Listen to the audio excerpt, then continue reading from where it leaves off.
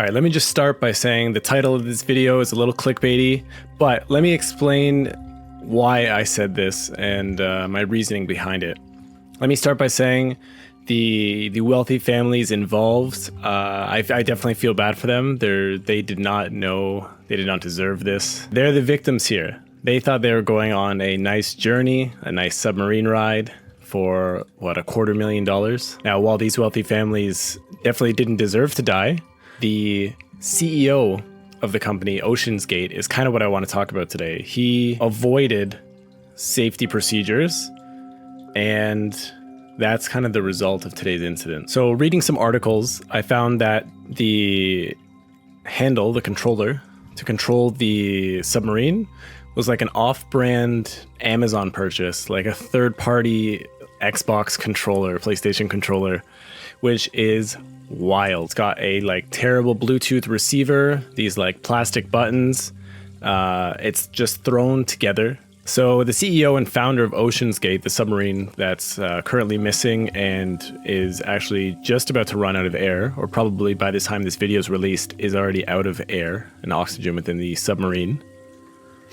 The CEO, Stockton Rush, who was also on the submarine as it went missing, completely avoided all safety procedures and like established known engineering. Who in their right mind would go to the bottom of the ocean in a Pringles tube with a third-party knockoff skull candy controller? It's like one thing to, risk your own life doing this, but now you're risking like the lives of others and endangering all these other people doing it. So the company is definitely going to cease to exist after this, right? Like there's no way this company continues after this endeavor. And another article I read was that the CEO was going to hire someone to pilot the submarine.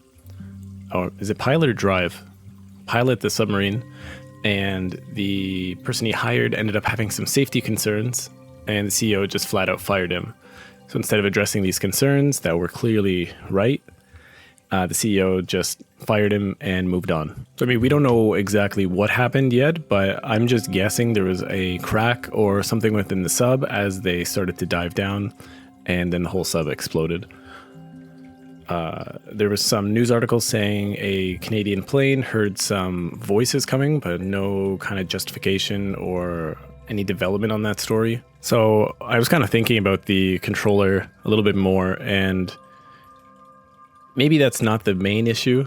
It's kind of wild that this like $20 Amazon third-party knockoff controller is piloting this like $15 million sub, but I guess it's the lack of backup systems in place. Like, what if the controller fails? What if, there's a crack? What if something happens? There's no, I believe there was no SOS system or flag put into place so that if something did happen to the sub, it could like alert the surface. There was nothing like that put into place, which is wild. And I found another article about a lawsuit the company already faced that had to do with safety.